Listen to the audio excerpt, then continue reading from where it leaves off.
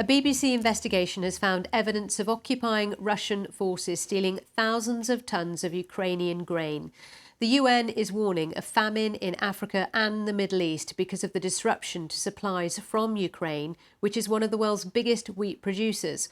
Moscow denies accusations of theft, but Russian-installed authorities have been found to be issuing decrees saying they are nationalising Ukrainian grain.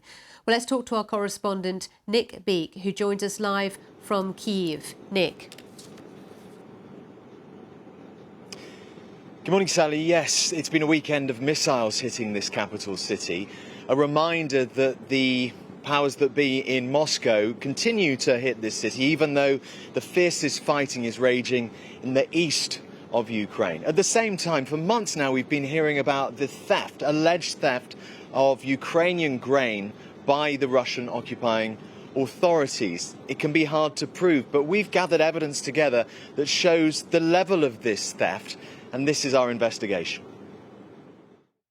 Russian forces in Ukraine are accused of war crimes, murder and rape. But they're also accused of stealing Ukrainian grain on an industrial scale. They destroyed our premises, destroyed our equipment. Everything they saw, everything they touch disappears. We tried to contact more than 200 farmers whose land is now in Russian-occupied territory. The vast majority were too scared to talk. But one did agree to be interviewed. To protect his identity, we've changed his name and are using an actor. They looted our offices, even pulled the wiring from the walls and took away the photographs of our relatives. And this was the moment the Russians arrived at the farm. You can see their Z symbol on the tanks. One soldier tries to shoot the security camera, but misses. Thousands of tons of grain were then taken and transported in stolen lorries. Using its GPS tracker, we followed the route of one truck, travelling to Crimea, which Moscow annexed 8 years ago, and then on to mainland Russia, where it's feared Ukrainian grain is being packed up and exported as Russian grain.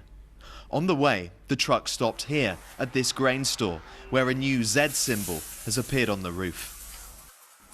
Ukrainian officials fear the Russians have stolen as much as 800,000 tons of grain since the invasion.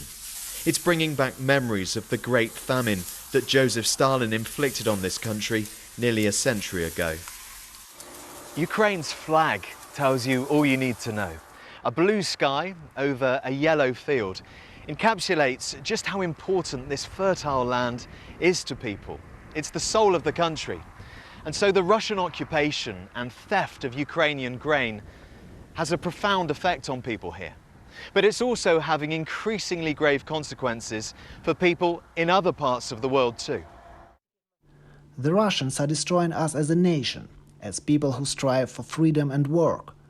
They don't want us to have this land, to earn from this land. Grain that isn't being robbed is being destroyed. This footage, posted by the Ukrainian military, is said to show Russian forces blowing up a grain store. Moscow denies it's destroying or robbing Ukrainian produce. But instead, it claims it's nationalising Ukraine's grain. We obtained one document from a Russian-installed authority that says to ensure the food security of the area, there's now an order to take the wheat and barley from the warehouse of a company. I think there are so many people in the world now sitting eating a sandwich, not realizing that this grain has been stolen and that so many people are suffering. I don't understand why the world is silent and not doing anything to punish this injustice. The wholesale theft of Ukrainian grain threatens to cripple this vital sector of an economy already under such strain. A Russian crime targeting individual farmers will be felt by a whole nation and beyond. Well, at this time of year, they'd be harvesting the fields here in Ukraine, but it's simply not possible in so many areas this year. Of course, those are under occupation, so many of those areas. Also, a lot of the workers have fled. Some of the fields have now been mined, so huge concerns about what will be taken from the ground this year. And of course, it's something, Sally, that's being discussed by those G7 leaders today. It's not just the impact that Vladimir Putin's invasion is having on this country, but it's the ramifications far beyond.